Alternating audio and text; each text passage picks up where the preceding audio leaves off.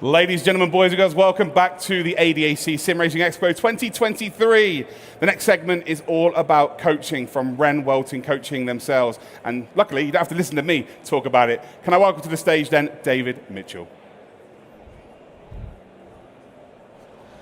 Hello, everyone. Thank you very much. I'm Dave from Rennwelten. I hope you're all doing well, enjoying all the lovely simulators, cars, and having fun. And I'm having the pleasure to do a bit of a coaching session, explain a bit what we do in a coaching session, what we at Rennwelten offer. It said live coaching. It's not live, unfortunately, because that would be a little bit tricky in terms of time. But we did a pre-recorded session. Friend of mine sat in my simulator. He has very little experience with driving. He did a lap, I did a reference lap, and so we did the coaching. So let's dive right into it. At Rennwelten, we offer two different types of coaching. One is Rennuni, which is sort of like university, it's coaching in a big group. We give track guides, we give setup guides. We learn from each other. And the other one is one-on-one coaching with our esport team. What we are doing right now, what I will show you right now. Well, what do we need in a coaching? Typically, you write us in our Discord. You then get a reply. Then we need your setup, your replay, the exact conditions, and with that we'll do a reference lap. So we do exact same conditions, exact same setup, and the important part is we are not doing any setup tips, like maybe a little if the setup is really off, but mostly we are doing exact same setup. Why? Because we want to coach the driving and not so much like setup and stuff like that. So we really want to coach and focus on the driving. Then the coach does a reference lap, which I did, but I won't show you right now. What I'll show you next is the lap that we did. That was sort of the starting point for the coaching. And I'll explain a little. Maybe you guys see something that is off. I guess you should. And if it would be perfect, then we wouldn't need any coaching. So, let's look at the lap. So as we can see, we are having Ferrari at Nürburgring. Typically, we aim for 53 low to 52 mid. Oh, the FPS are a bit off, but I hope that's fine. So we can see turn one, it was quite good. The car is not jumping around that much. Now here, obviously, we see a little bit of sliding, a little bit off the apex.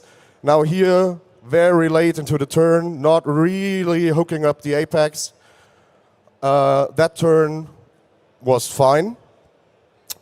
Now comes an important part that we'll go in depth later, because if you look at that, little bit of sliding on the entry, but that's okay.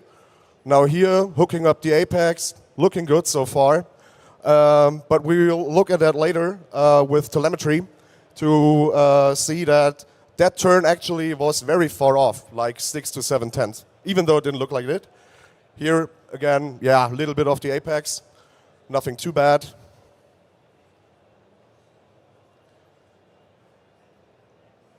Again, looking quite nice, actually. So it's like most of the time during coaching sessions, and that's the part where we use telemetry, in the replay, sometimes you can't really see where the time is lost. And I can spoiler that lap time is a 56.2. So we are around about 3 to 3.5 seconds off the pace. And I mean, we've seen some obvious mistakes here, but it's not really that it's like, it's super off and it looks super slow. Maybe also because of the warping. Now here, okay, we can see very, very big mistake. Car went sideways, and again, here we are going quite deep into the turn. That was the lap, even though it was warping. I'm sorry for that. Probably messed up the FPS with that one. Okay, so now, once we've done that, we now would do a little bit of line analysis sort of what I did right now. We've seen sometimes it's a little bit off the line, not really hooking the apex, stuff like that. But the most important part really is to now go into the data to pinpoint where the driving issues are. Because typically in a coaching session, what you're aiming for is you want to pinpoint the issues that the driver is having. And that's very repetitive. So we're also not really looking track-specific errors. It's more like general patterns that you want to match, and which you can also learn from. Like you typically see in the telemetry certain patterns. And yeah, we'll look at a snapshot now of the telemetry. So what do we see? On the upper part, we see the variance of the lap. So the delta in comparison to my lap time. I did a 53.1, by the way. Didn't get the 52.5 together, sadly. Limited time, or talent, or both. So we see the variance, so we can see it's always going up a little and then it's going down again. That is true for most turns. And on the bottom part, we see the speed trace. The blue line is the lap that we just saw, and the white line is my reference lap. Now, when we look at that, what we can see is that the blue line always is a little bit behind. It's always a little bit, the bottom part, like the slowest part of the turn, always is a little bit later than it is for my lap. Also, the minimum speed, the minimum apex speed is a little bit slower, but that's not really the main issue that's causing the loss of the lap time. It really is the part where he's braking a little bit later and therefore can't accelerate as fast as I could in that lap. So, as I said, as I mentioned, we have one specific turn that we want to look at to really show the importance of telemetry in coaching and in general in driver analysis. We'll look at that specific turn or turn combination again. So as we can see, he's approaching the turn, little bit of sliding on the inside, hooking up the apex, maybe not going that far to the left as he could, but also he's on the inside. It looks like quite early on the throttle, right? So you would say, okay, maybe you lost a tenth there, maybe a tenth and a half, that would be fine. But that what we just saw, that straight, if we look at it here, you need to trust me on that, but the variance on that was 7/10. So he lost 7/10. And now we can look a bit like, why did that happen? So on the upper part, we again see the speed trace. Blue line is the lap we just saw, white is reference. And what do we see for the first part? For the first part, we see that he is braking quite a lot later than I do. It's round about 10 meters at that point. Meaning, of course, he has higher entry speed. And if we go back a little, if I can, to that one, that is the braking later and higher speed. Like he's faster for longer, obviously, because he's braking later. And that is those bumps that you see that are going up in the variance. Because, of course, when I'm braking and he's still accelerating, he'll be faster. But the tricky part now is that because he did that, on the second part of the turn, like the right-hand turn that we just saw, you can see that his minimum apex speed is quite a lot more behind than mine. So sadly, I don't have a laser pointer, it doesn't work. But if we look at this compared to this, you can see there's quite a big difference in terms of minimum speed and when everybody is hitting its minimum speed. So if we now look at the bottom, we can see a speed and brake trace, so throttle and brake. Again, the colored line is like, the white line is always the coaching lap. Makes it a bit easier. And we can see it, like the braking looks very similar on both. So I'm just braking a lot earlier, but it's basically the same. Those peaks that you see here, that is the downshift, because the car is blipping the throttle. And also the brake trace doesn't look too bad, right? It's like, okay, I'm trailing maybe a little bit earlier and a little bit more in the first phase of the kernel. For everybody, I guess we're at SimRacingExpo, everybody should know trail braking. For those of you who don't, I present you the magic of once you turn the car, you need to go a little bit off the brakes because the front tires can only produce that much grip. And Well, when you're at 100% braking, tires are busy with 100% braking. Now, when you start turning the wheel, you need to let go. The tires need to have some grip for doing the lateral part. And that's why you need to come off the brake. So whenever you're turning, typically you need to come off the brake, and that's what we call trail braking, which allows us to brake later, go deeper into the turn, and yeah, not having that much understeer. That's very roughly it. And we can see he's doing that, I'm doing that, it's very fine. But at the second part, he is now accelerating that much later. And again, it might not look that much. It's roughly about 10 meters, but those 10 meters and that little bit of not trail braking as quickly in the last phase of the braking produces 7/10 on that specific turn to that next straight, because it's also a very important part. People tend to want to gain time on the brakes when they're racing, and because that feels like, I hit the brakes super late and now I'm going super fast into the turn, blah, blah, blah. That typically feels fast, but it isn't, because we spend most of the time on the accelerator. We spend most of the times on the straight. I mean, we can see it here, right? We have that little bit of braking, but it's mostly green line because we're at full throttle. So we want to maximize the amount that we are on full throttle rather than maximizing the last millimeter of perfect braking, whatever, and then ending up not coming on the accelerator as fast. So that was, a little bit of a showcase why we need telemetry. And now that we've seen that, we can, you've seen it. Or do you want to see it again? No? Nobody says anything. Okay.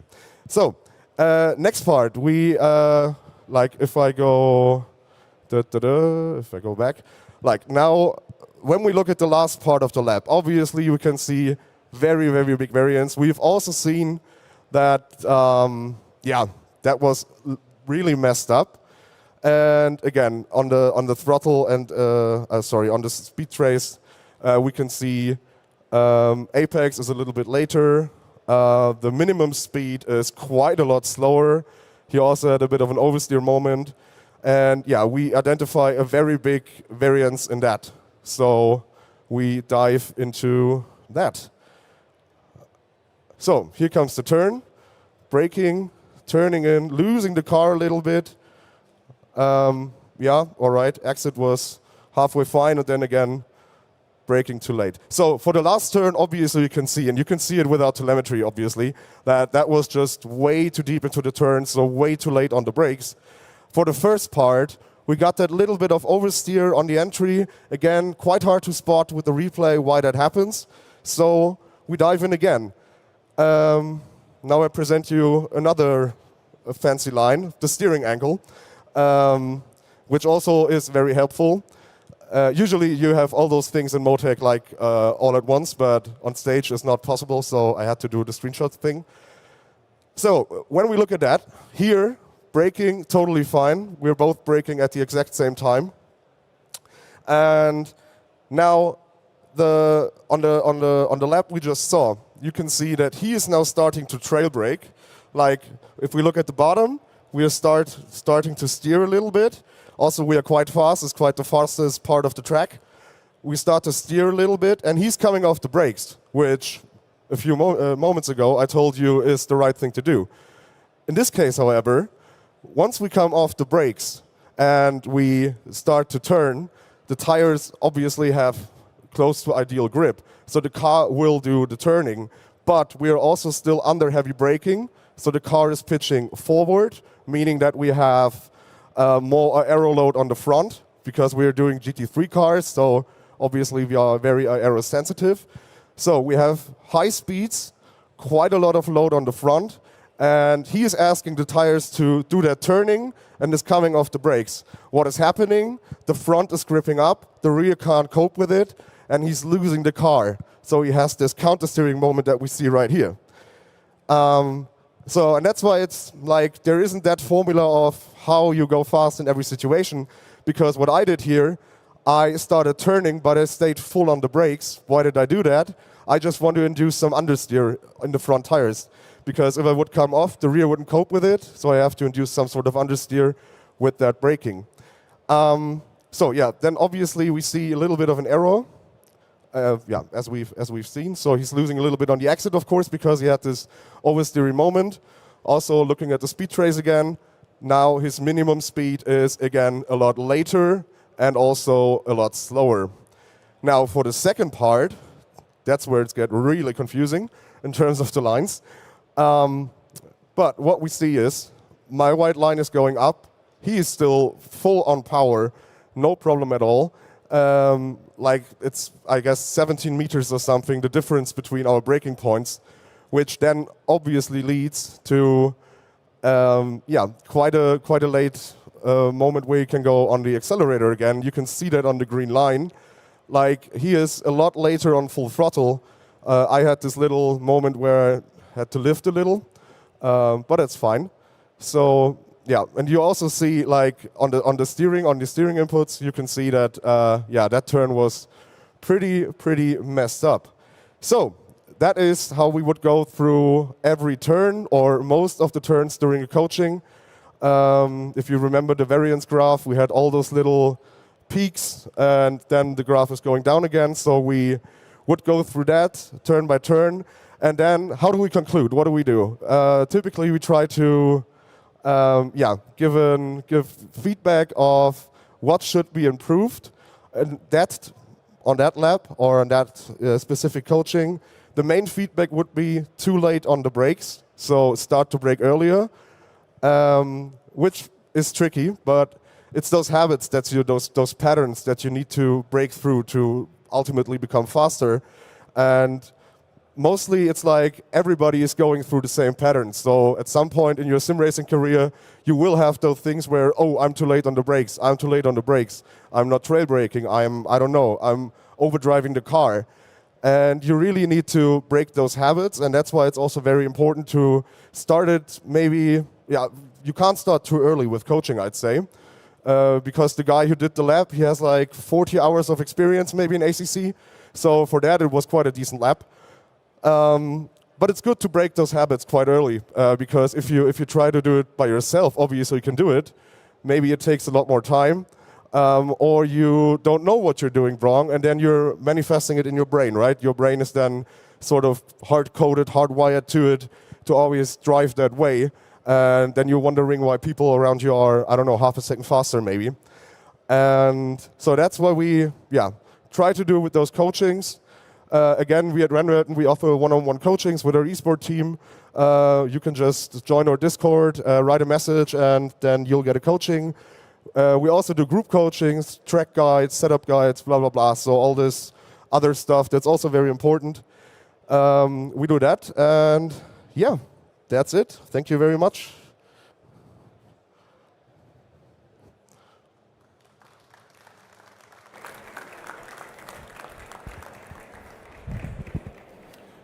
Well, that was very, very good there. Have we got like a comparison lap for someone who's been coached now? Yeah, I have the lap.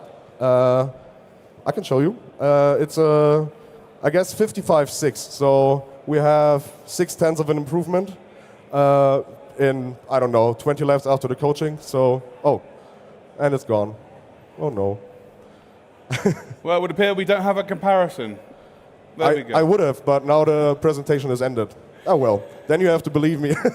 It's all good. It's very interesting there to hear about the coaching side of things. I certainly learned a few things there, so maybe I'm going to be a little bit faster. Nice, yeah, hopefully. I would have done like no, here we go. We do have a lap. We have the lap. Okay.